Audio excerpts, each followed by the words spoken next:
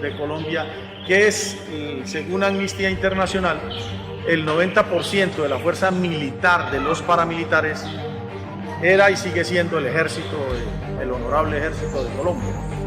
Ellos son los que soportan la operación. Por ejemplo, nunca hubo una operación paramilitar como tal. Siempre hubo una operación militar-paramilitar, excepto muchos de los supuestos paramilitares que cayeron en combate tenían cédula militar, muchos. Y es en poder contar. Es poder contar afuera qué es lo que está pasando. Porque se hace necesario. Si en Inglaterra no se cuenta todo lo que nos debe la OIP, y lo digo en términos de plata, todo lo que nos debe históricamente, pues nadie se va a sensibilizar de la situación y se van a sentir muy orgullosos de tener una empresa que es triunfante fuera del país haciendo plata y fortaleciendo la economía británica.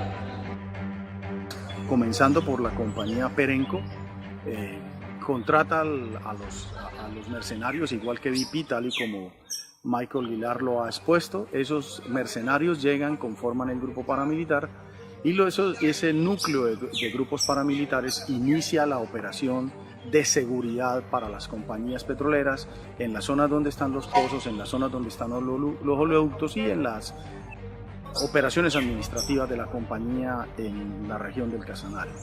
Esas operaciones tienen que ver primero con recopilación de inteligencia proporcionada por los organismos de seguridad del Estado colombiano y posteriormente la ejecución de las personas que ellos juzgan tienen que ser eliminadas para que la operación siga sin protestas, sin marchas, sin huelgas, sin nada de ese tipo de cosas. ¿Hacia quién va dirigida la operación? Hacia las organizaciones sociales, básicamente. Básicamente es que la empresa fue denunciada en el año 2010 o en el 2011 por la revista Semana como patrocinadores de grupos paramilitares. Fue una investigación que jamás nos informaron qué había pasado con eso. Sin embargo, sí somos testigos de la muerte de un presidente de la Junta de Acción Comunal de aquí, como es el señor Wilson Sánchez, y uno de los contratistas, cuyo nombre en ese momento no recuerdo. Parece ser que fue la persona que lo sacó de su vivienda y al otro día amaneció muerto en la carretera. Pero sabemos que era un contratista directamente de Perenco, el que le causó la muerte a él.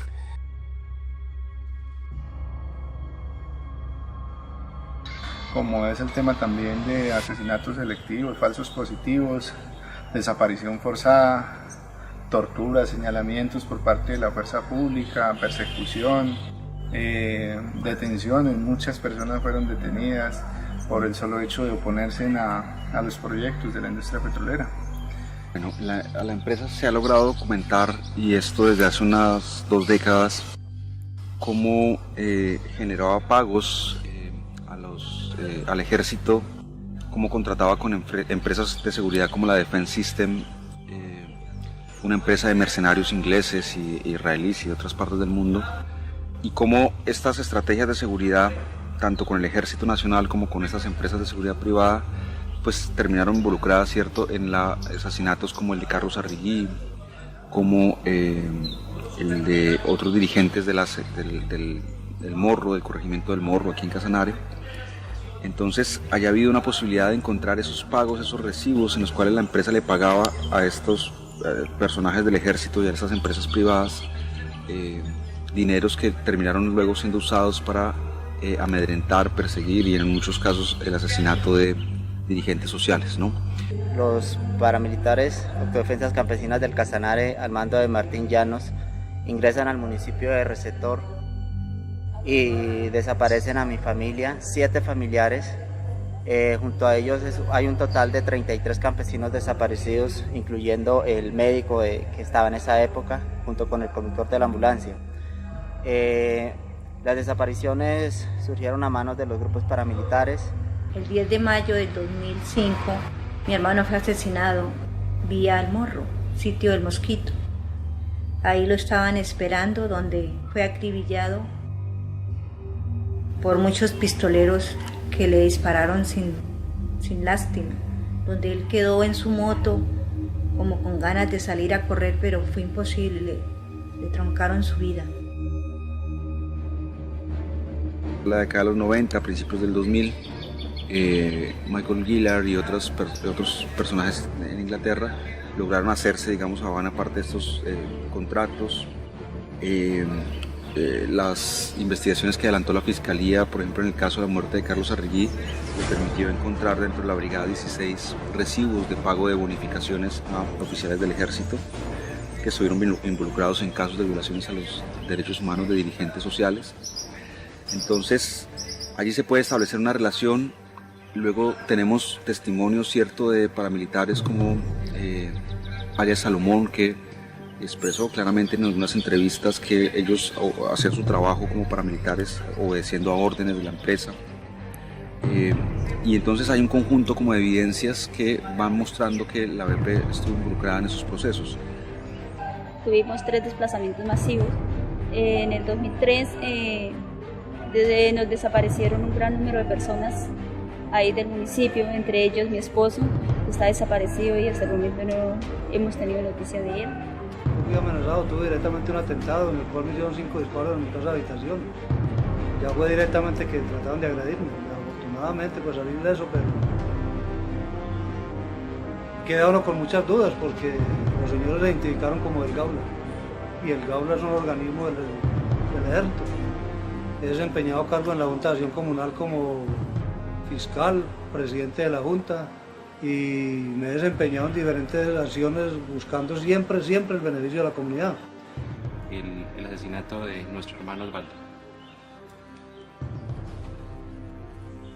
En el sector del corregimiento del Morro, el Centro Poblado, pues se estableció una base militar para cuidar esas instalaciones.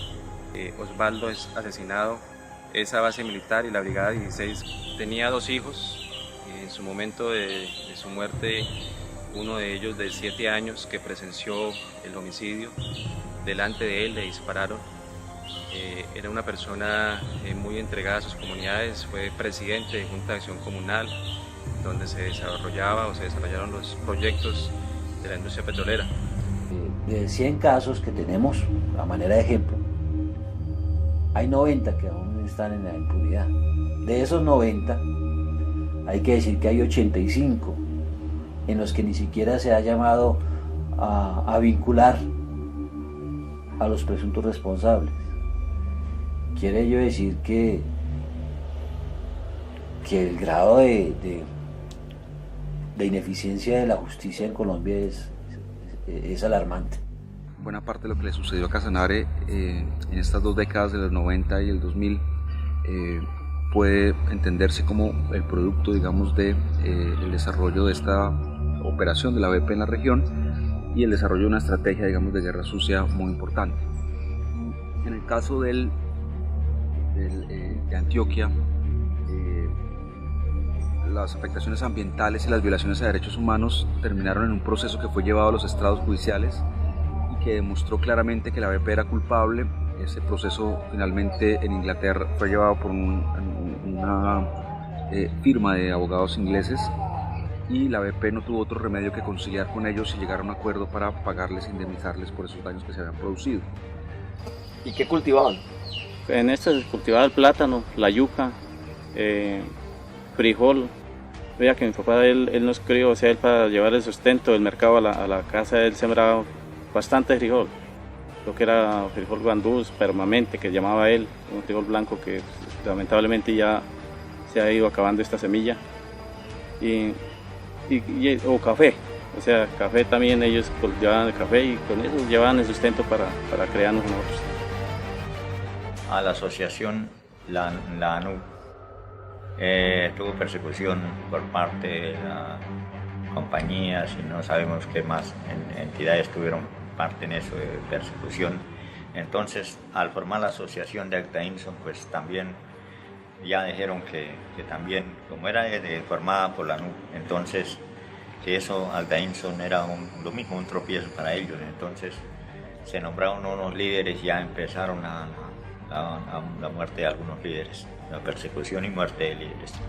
Pues a se creía que por lo que reclamaban el derecho de las comunidades, que fuera un mejoramiento para el Morro y sus veredas. Entonces, de acuerdo a eso, tenían la persecución y de un rato a otro los desaparecían o los mataban. Y se quedaba así, no se sabía de qué parte eran. No, la asociación Agdainson ya, debido a la persecución, pues se desapareció. Bueno, se retiraron los que no murieron, se retiraron, se integró toda esa asociación. Los invito, pero no nos acompañan. Hay unos poquitos que nos han acompañado, pero entonces como ha habido un decir de que como nosotros hemos sido parte de Agdainson, de la ANUC, y así entonces, y hablamos de partes organizativas sociales, entonces ellos dicen que eso ya es parte de su versión y de acuerdo a eso, entonces, pues como que la gente le tiene miedo a eso.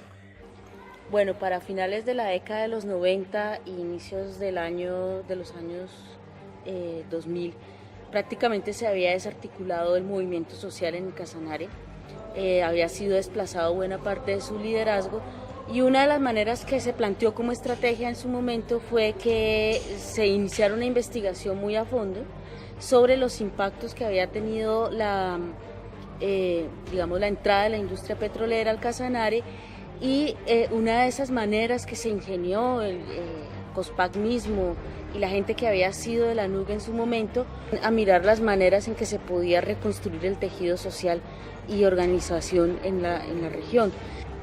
Sobre la violencia aquí en Casanare, desafortunadamente iniciaron en los años 90 la llegada de las empresas petroleras, donde las compañías trajeron cantidades de batallones para el cuidado de los pozos y desafortunadamente lo único que han hecho es matar a nuestros seres queridos y pasarlos como víctimas en falsos positivos. La mayoría de desapariciones de aquí a Agua Azul Casanare han ocurrido todo gracias a las empresas petroleras, porque desafortunadamente tanto paramilitares como ejército, todas las matanzas y las masacres que hubieron son de los grupos que estuvieron al cuidado de estas empresas, la seguridad de ellos. A partir de 1990 el movimiento campesino venía luchando por la tierra. A 1991 empezó la lucha por el petróleo, por la defensa de los recursos naturales, y estas dos luchas, la campesina y la petrolera, hicieron o llevaron a la implantación de un modelo, teniendo en cuenta de que se generó una alianza macabra entre terratenientes y petroleros, pues obviamente patrocinados por el Estado, que llevó a la acabose de la ANUC hacia el 95 con la muerte de Carlos Mesías Arregui, la persecución a otros líderes, el encarcelamiento de otros, y posteriormente pues en Casanare ha quedado más de 25.000 desplazados forzados, 2.600 desaparecidos y más de 75 ejecuciones extrajudiciales. Para nosotros en impunidad, para nosotros ha acabado no solo con la ANUC, sino también con la Sococharte, Agdainson, el Comité por Pavimentación del Morro, y ha también estigmatizado, pero también perseguido al movimiento comunal del Morro, también de Agua Azul como ASOVEG, y el movimiento sindical en Tauramena como es el sindicato Cevipetrol. La persecución que actualmente lleva Perenco contra los líderes de esta vereda empezó con el veto laboral, después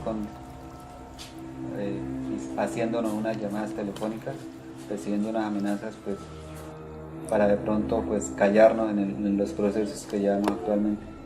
Adicionalmente, en Casanare varios dirigentes sociales llevaron unas demandas importantes que, digamos, reclamaban como la BP reportaba unas cifras de la extracción petrolera al gobierno colombiano, pero a la hora de llevar ese petróleo y reportarlo en Inglaterra reportaba unas cifras mayores.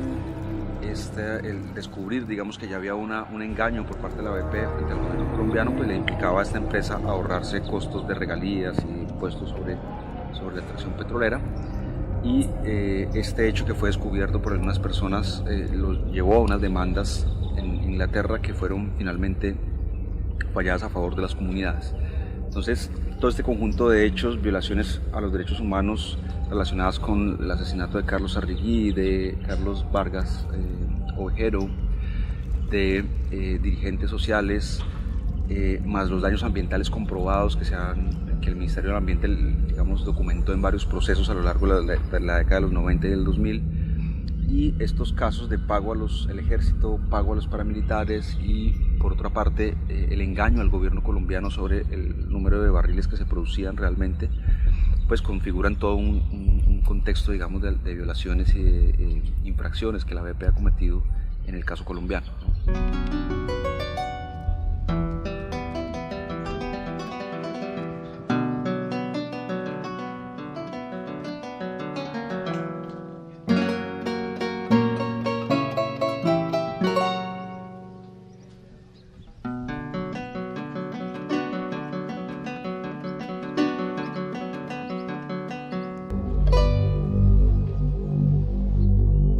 Daniel era el presidente de la vereda Los Chochos, hacía parte del comité cívico del Meta, era juez de paz.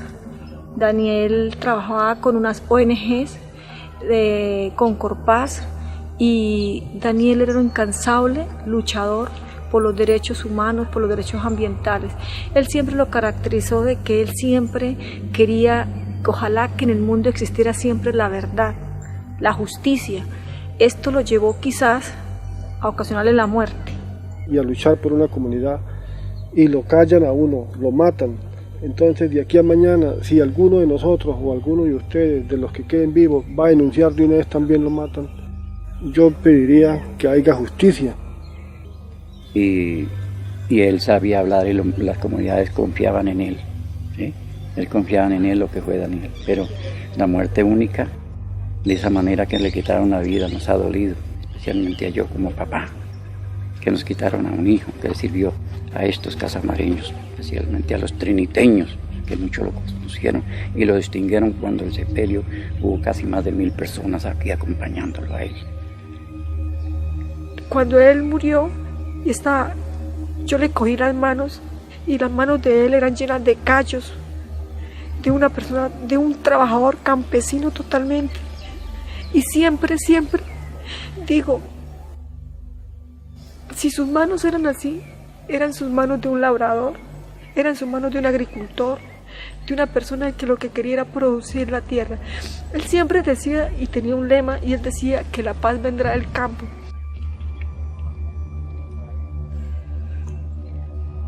¿Usted qué hacía con su papá cuando él lo llevaba a las reuniones? ¿Usted qué aprendió con él? Bueno, con mi papá ya aprendí bastantes cosas, porque ya que él siempre me llevaba a grandes eventos que él realizaba o a veces que lo invitaban. Con mi papá aprendí el significado de la vida. Uno viene a este mundo a ayudar a las demás personas. Uno no debe ser egoísta con los demás que quieren vivir. Por eso siempre debe ayudar a las demás personas, tratar de servir en lo que más pueda. Los batallones están ubicados en Tauramena, el grupo número 44, Ramón Onato Pérez. Él está al cuidado de todas las empresas petroleras que son de la parte alta de la montaña, lo que es CPF Cusiana, CPF Cupiagua. Desafortunadamente por esas partes fueron una de las partes donde hubo mayor índice de muertes de nuestros campesinos, donde lo dieron por guerrilleros dado de baja en combates, donde el mismo Estado fue quien masacró a nuestros seres queridos. Que lo que tiene que ver con el llamado a responder por cuenta del general Torres Escalante, es importante el solo hecho de que haya sido vinculado y fuera de eso su situación jurídica resuelta mediante detención, privación de la libertad, es de por sí un logro. Por lo menos las víctimas ven algo. Ojalá que no se vayan a dar movimientos, que no vayan a darse cambios de fiscales, y esperamos que el siguiente paso sea una resolución de acusación. Respecto al ejército, generalmente cuando ellos se sienten atacados o agredidos, tratan de invadir la finca y nos hemos visto en la penosa obligación de expulsar de nuestras tierras al ejército, a pesar de que vengan patrocinados por ellos, porque para nosotros es muy incómodo tener una situación tan irregular como es albergar o alojar dentro de nuestro territorio al Ejército Nacional sin tener exactamente idea de por qué están ahí ni qué es lo que está sucediendo. La empresa siempre ha utilizado tanto a la Policía Nacional como al Ejército Nacional para ocupar e invadir los predios de propiedad privada sin que absolutamente nadie pueda decirles nada. Y se sabe, digamos, por muchas fuentes que la BP ha producido muchos impactos ambientales a nivel mundial. Solamente en Estados Unidos, en la década de los 90 y en el 2000, produjo más de 3.000 violaciones ambientales que han sido documentadas por los organismos de control ambiental en Estados Unidos. Y en Colombia se hizo partícipe, digamos, de todos los casos de violaciones a derechos humanos y de infracciones ambientales en el departamento de Casanare, pero también alrededor del desarrollo del oleoducto Ocensa, ¿no? Entonces es una empresa que, defendiendo en una primera instancia los intereses nacionales de Inglaterra y luego los intereses privados de sus accionistas, ha desarrollado todo un modo de extraer el petróleo que se acompaña siempre del despojo, de la violencia y de procesos, digamos, de violaciones a los derechos humanos en buena parte de los países donde ha participado. Hay que recordar el derrame que produjo allí en el Golfo de México hace unos años. Hay que recordar los cientos de infracciones que ha cometido en el caso colombiano en materia ambiental, y hay que recordar su vínculo con el desarrollo de